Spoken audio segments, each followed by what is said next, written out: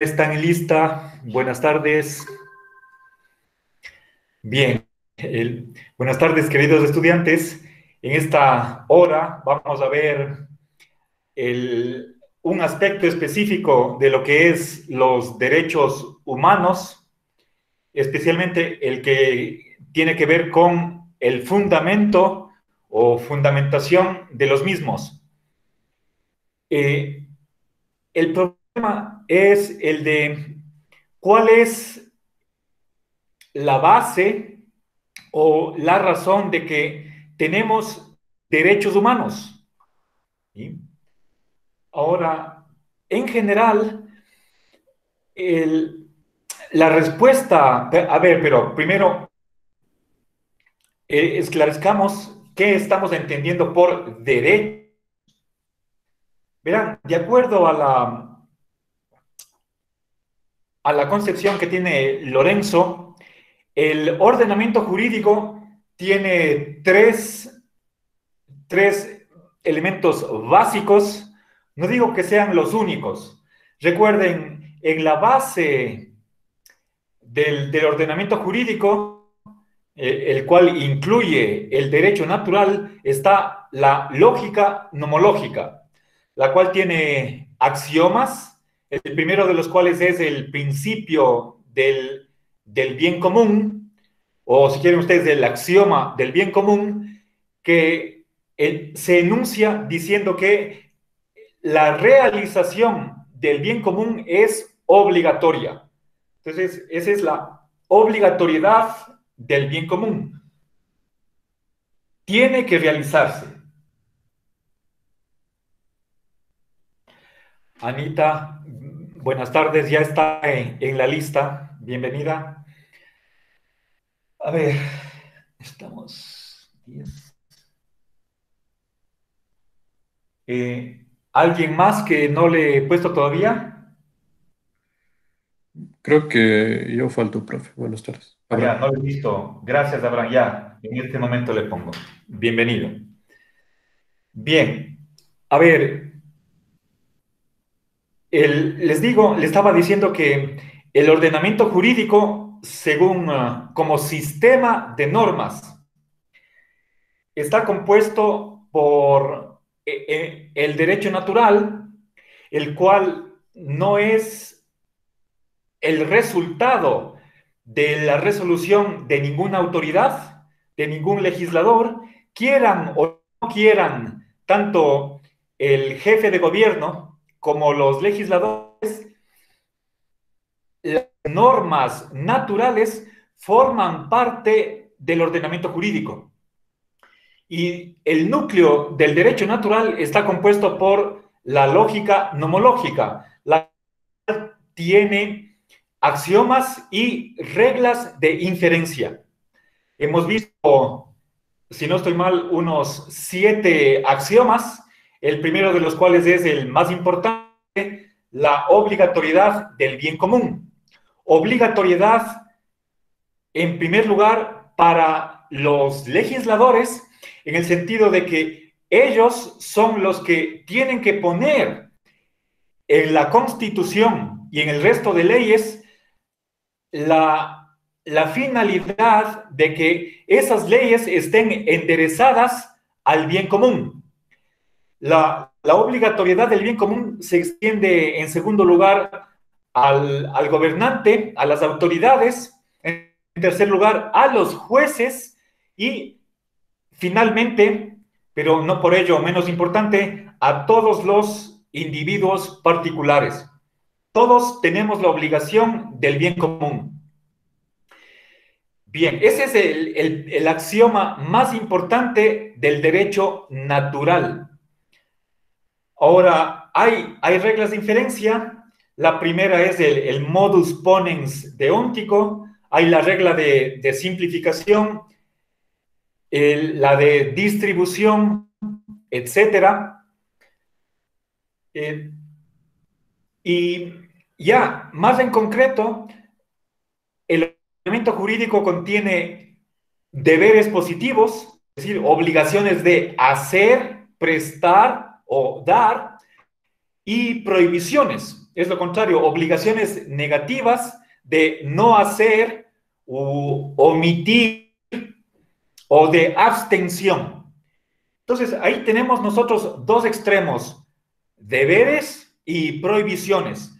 Lo que no es ni deber ni obligación y es una norma son los derechos, son las licitudes o una permisión, una autorización.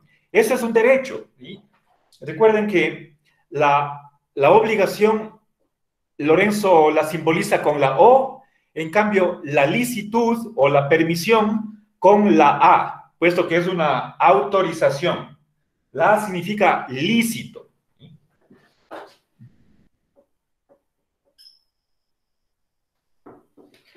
Bien, entonces el problema de la fundamentación de los derechos humanos, derechos entendidos como una licitud, el problema es el de por qué tenemos derechos.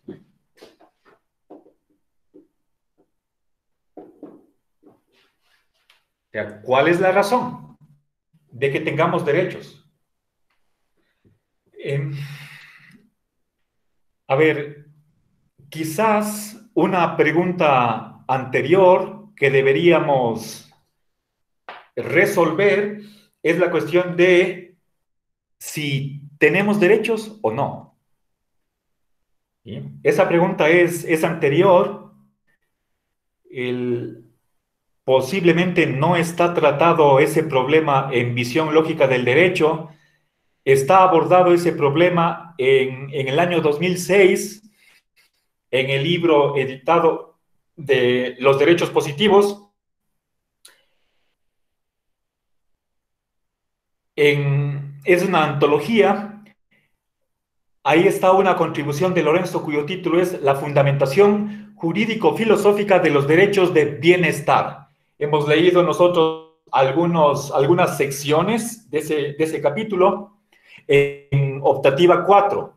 ¿Sí? Estamos viendo en estos días, empecé el día viernes, la cuestión de los criterios de distribución. Ese capítulo en donde en la primera parte, en uno de sus acápites, discute aquellos que niegan la existencia de derechos humanos. ¿Sí? Fíjense, la expresión derechos humanos tiene dos expresiones. La primera es derecho, está en plural, y la segunda es el adjetivo humano, o si quieren ustedes, derechos del hombre. No es lo mismo hombre en general que decir derechos de los ecuatorianos. Eso es ciudadanía, derechos ciudadanos. Entonces, cuando se habla de humano, derechos humanos, estamos hablando de derecho que tiene todo hombre. Y eso es algo que no es del agrado de los positivistas. Para ellos estaría mejor hablar de derechos ciudadanos. Uno es ciudadano de un determinado país. Nosotros tenemos la ciudadanía ecuatoriana. Tenemos al norte colombianos, al sur peruanos. Ellos tienen otra ciudadanía. ¿Sí? Y eso tiene que ver con una determinada constitución. En nuestro país nos rige la del año 2008. Si no estoy mal, en Colombia, la constitución de ellos es del año 1990 o 91, posiblemente 92, en los primeros 2 años de la década de los 90.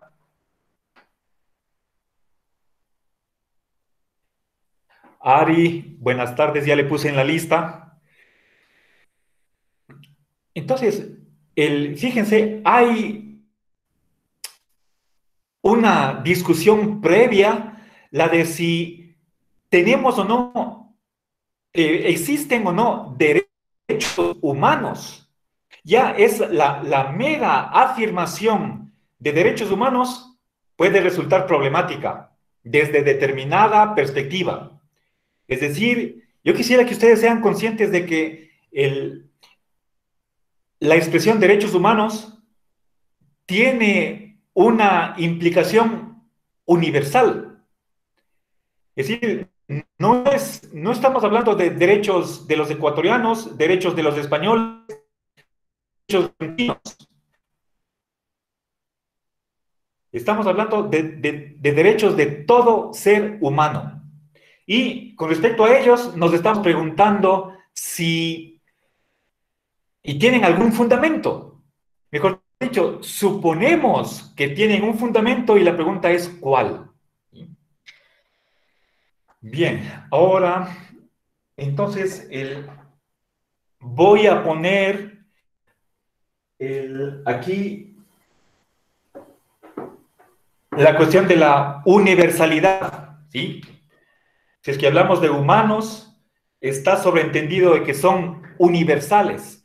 Recuerden, la semana pasada vimos que las verdades del derecho natural son necesarias y como elementos particulares del derecho natural, los derechos fundamentales, los derechos naturales del hombre, en plural, ¿sí? Derecho, por ejemplo, al trabajo, derecho a la justicia, derecho a la felicidad, al bienestar, etcétera. Bueno, verán, quisiera mencionar a un neopositivista. No estoy muy seguro acerca de su nacionalidad. Su apellido es Zagrebelsky.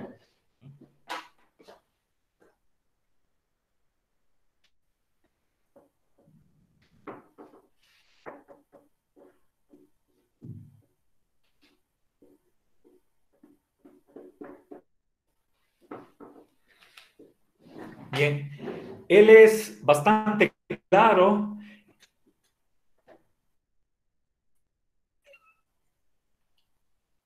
al afirmar que los asambleístas constituyentes no están vinculados por los derechos. Eso es más o menos textual lo que dice este jurista.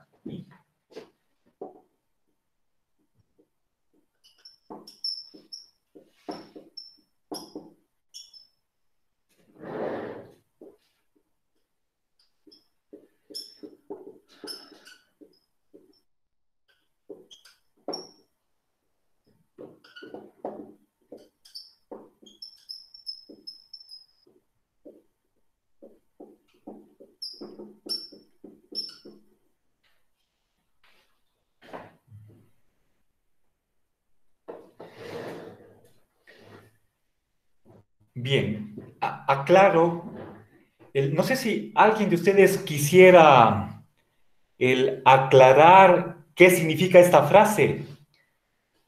A ver, recuerden, esto es según un neopositivista.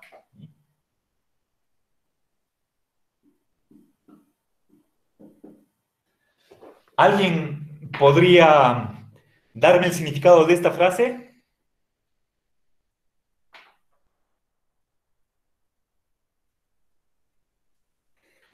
Dieguito, ya le puse en la lista. Bienvenido.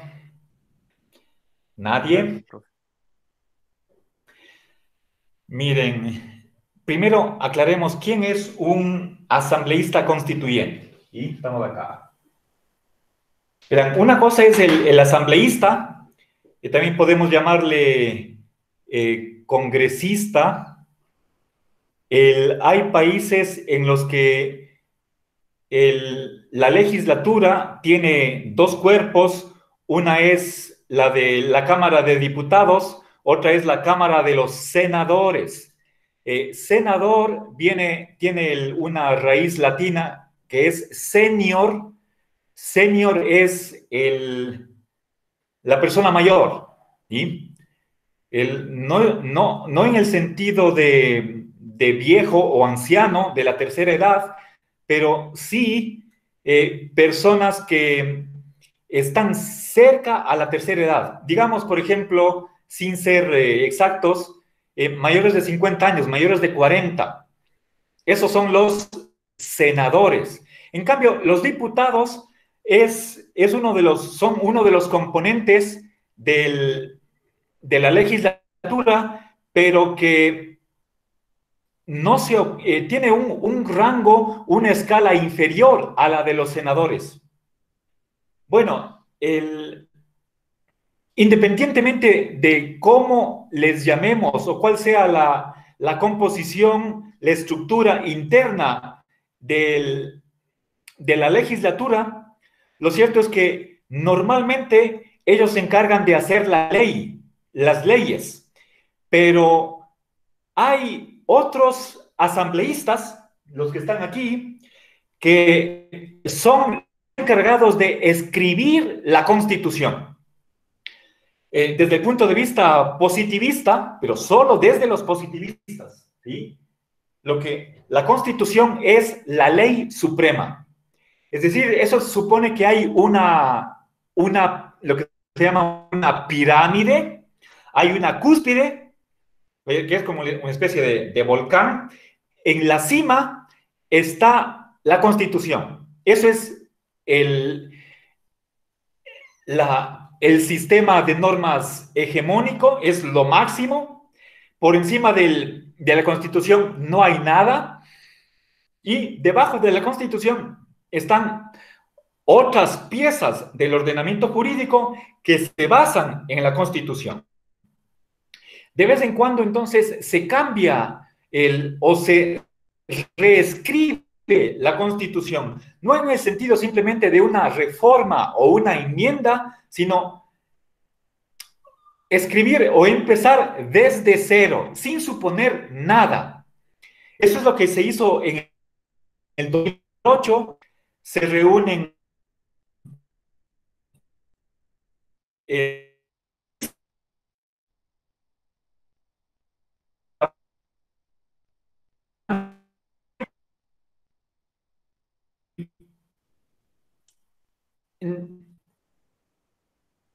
ellos tienen la potestad de elaborar una nueva constitución según el sentir o la ideología de ese momento. Por supuesto, eso va cambiando. Nosotros tuvimos la constitución del 98, es decir, a los 10 años ya se cambió la constitución. Antes del 98 teníamos la del año 79, 80, no recuerdo. Ahí pasó 20 años y cambiamos la constitución. Antes de la del 78, 80, posiblemente era la del año 45, ¿sí? La famosa Convención del 45. Y en fin, así, obviamente, el ordenamiento jurídico tiene su historia. No sé exactamente desde el aparecimiento de la República en 1832 cuántas constituciones tenemos hasta la fecha.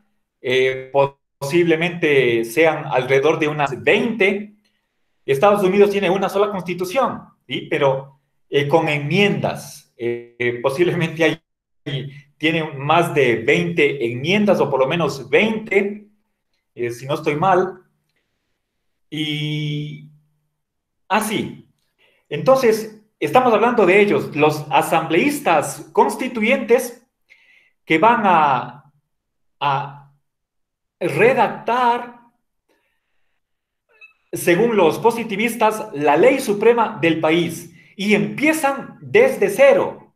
Y obviamente que para ese periodo de transición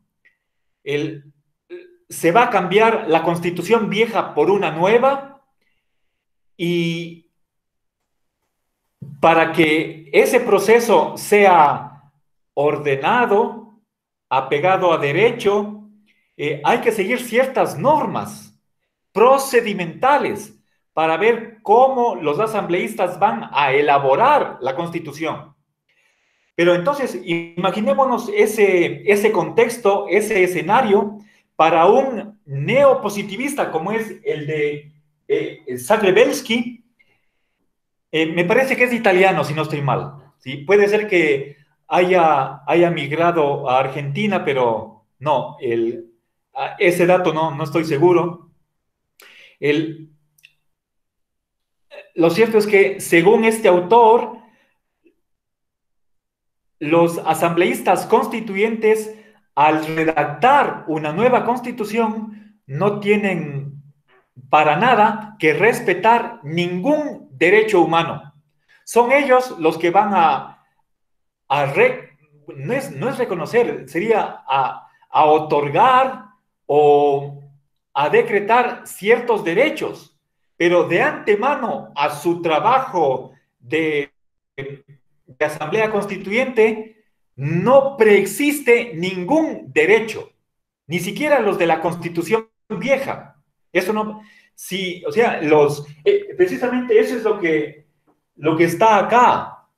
Es por una decisión política, es decir, algo emanado del poder, de la autoridad, de donde resultan los derechos. Entonces, y bueno, ¿en base a qué, según el neopositivismo, por qué tenemos derechos? El, la razón última es simplemente porque así lo han decidido los asambleístas constituyentes. No puede haber ninguna otra razón, aparte de esa voluntad que puede ser unánime o mayoritaria de los asambleístas constituyentes. Está ahí la base, pero propiamente razón no es más bien un acto de voluntad.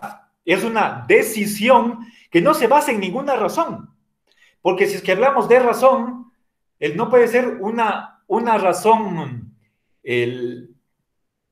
subjetiva. Cuando se habla de razón, estamos pensando en una razón que puede ser objetiva. Recuerden, Heráclito, los estoicos, Hegel hablaba de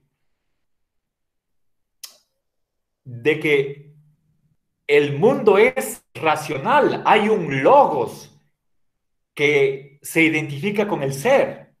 Ese es el punto de vista del racionalismo metafísico u ontológico, pero que no es aceptado por los positivistas o por los neopositivistas, en la medida en que eso no es confirmable o verificable empíricamente por medio de los sentidos, la experiencia.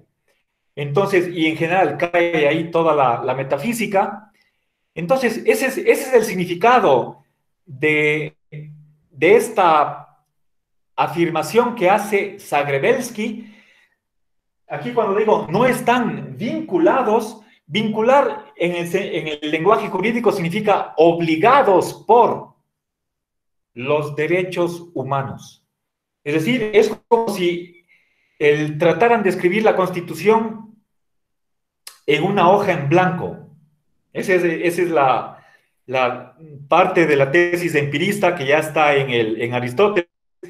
Venimos al mundo con la mente en blanco, como si fuera una pizarra en blanco que tiene que empezar a llenarse con los datos que nos proporcionan los sentidos.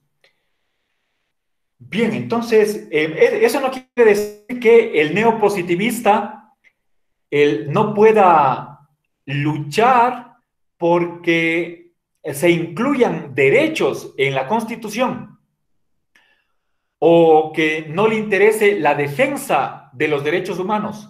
Eso lo puede hacer a título personal, pero no a nombre de su doctrina. ¿Sí? No hay nada en absoluto en la teoría del positivismo en base al cual se pueda argumentar que tiene que haber derechos humanos. Eso es imposible dentro del positivismo o del positivismo. En cambio, los naturalistas, en base a su doctrina y no meramente como un aporte personal que puede hacer un jus positivista, sí tiene herramientas para explicar el hecho de que los derechos humanos es algo consustancial al ser humano, ¿sí? Entonces, veamos ese desarrollo de la fundamentación justnaturalista de los derechos humanos. A ver, antes de continuar, quiero generalizar lo que he dicho. No puede haber una fundamentación just positivista de los derechos humanos.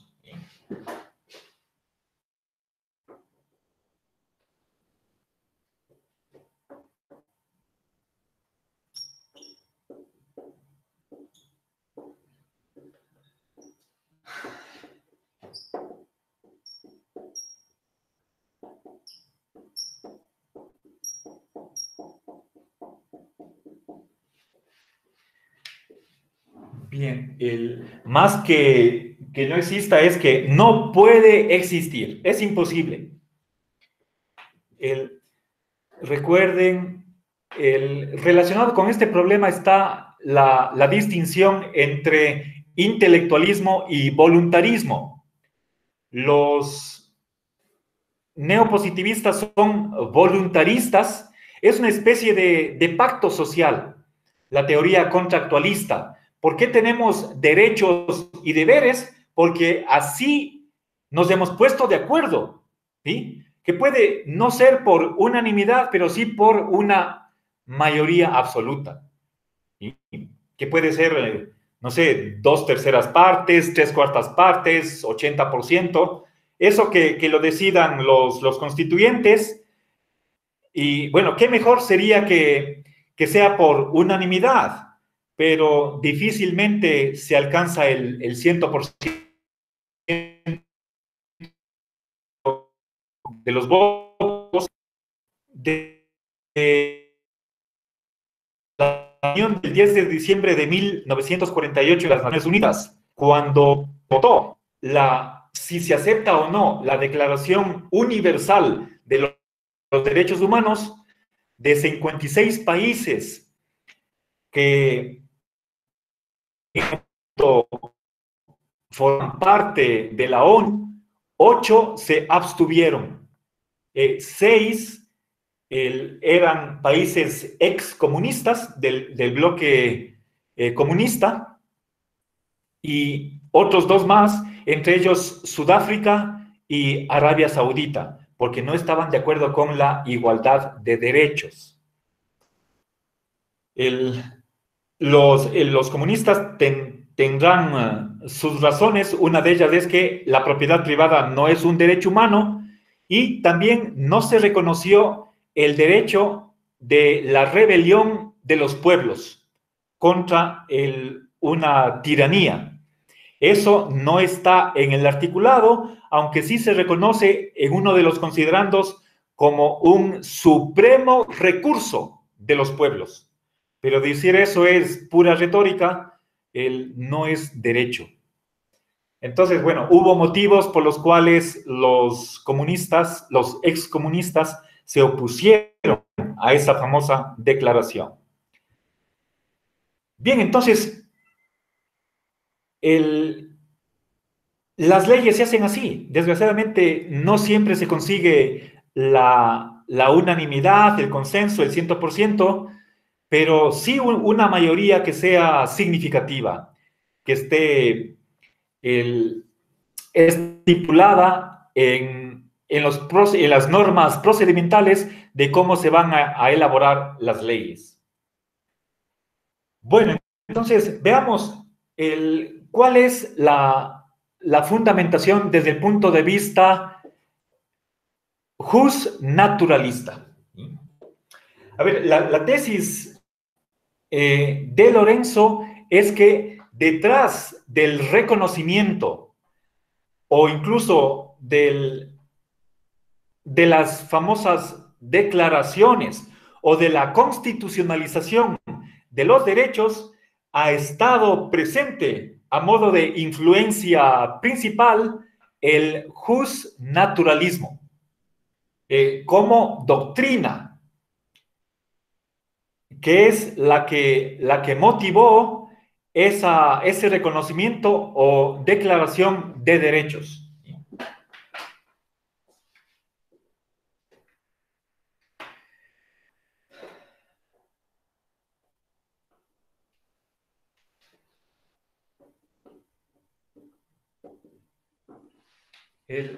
Recuerden, al momento de simbolizar, estoy simplemente utilizando la P para positivismo y la N para naturalismo. Simplemente para no escribir la palabra entera y hacerle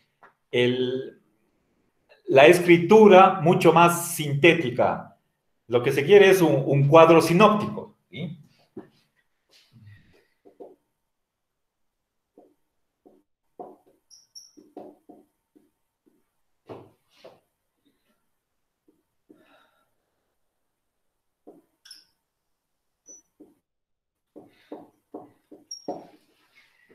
Bien, yo no me voy a detener en los detalles. Lorenzo tiene por lo menos 4 escritos que han sido publicados en diferentes fechas con esta temática de la fundamentación de los derechos humanos. En Visión Lógica del Derecho, 2017, es la última vez que hablé este tema de una manera detallada, desarrollada, y no solamente de pasada, en un par de hojas. Este tema, ya no recuerdo cuántas páginas tiene, deje ver.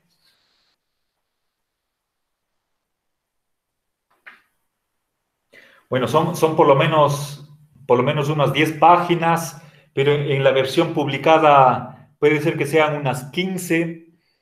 Y la idea de fondo es una revisión histórica del papel que ha jugado esta corriente justnaturalista en el reconocimiento de los derechos.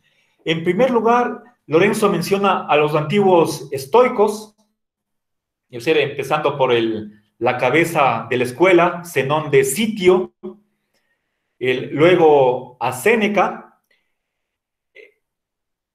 Entre ambos se tiene la idea de que el ser humano, o sea, no se están refiriendo a los griegos, peor a los atenienses. Recuerden, Atenas era una ciudad imperial que tenía colonias.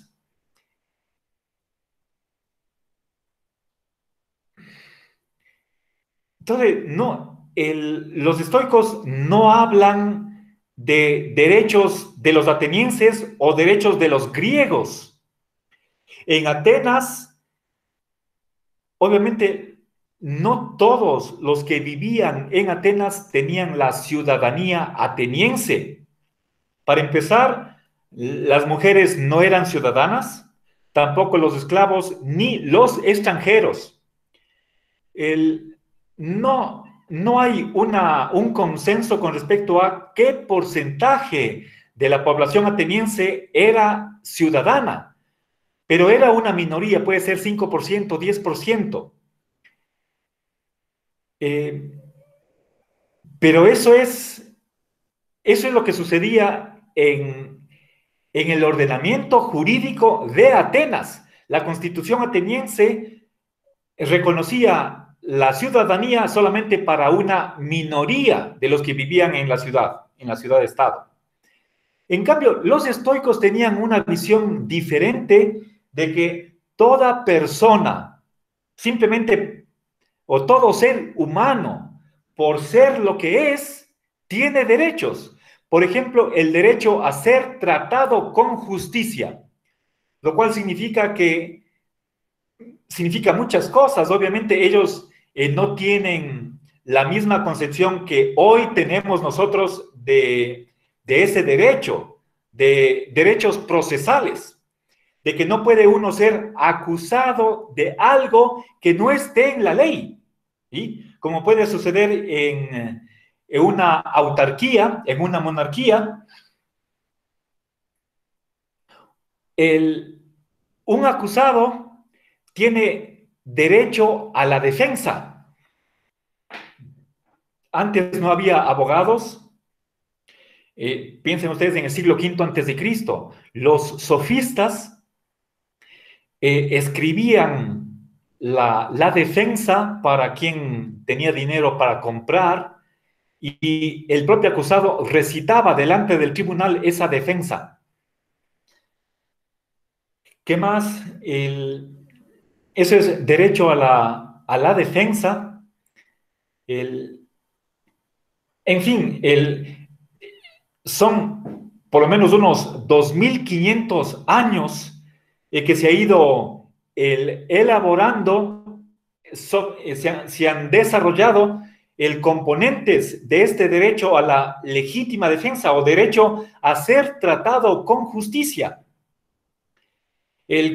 Cada vez más se ha reconocido el derecho de que uno no puede recibir un trato cruel, despiadado. Y detrás de esos reconocimientos, digo, en primer lugar han estado los estoicos.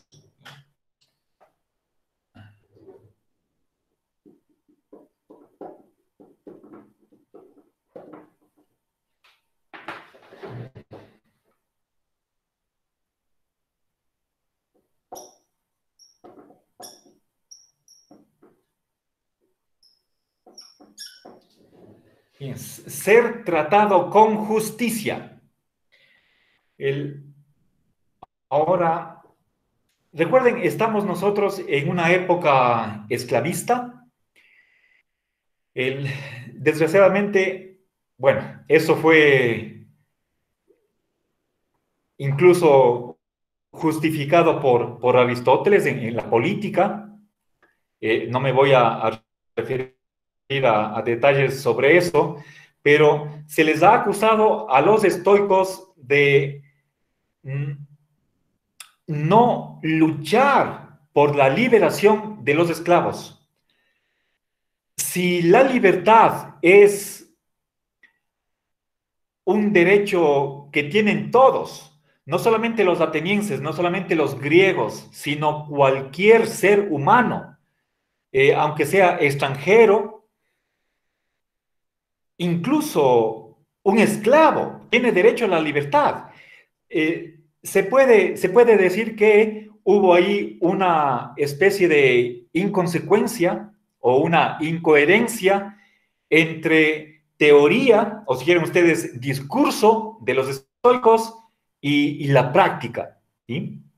Así como también inmediatamente podemos criticar a los padres fundadores de los Estados Unidos de Norteamérica, por ejemplo, Jefferson, George Washington, que lucharon por la independencia de su país en nombre de la libertad, se independizaron de Gran Bretaña o del Reino Unido, y sin embargo, cada uno de ellos tenía cientos de esclavos.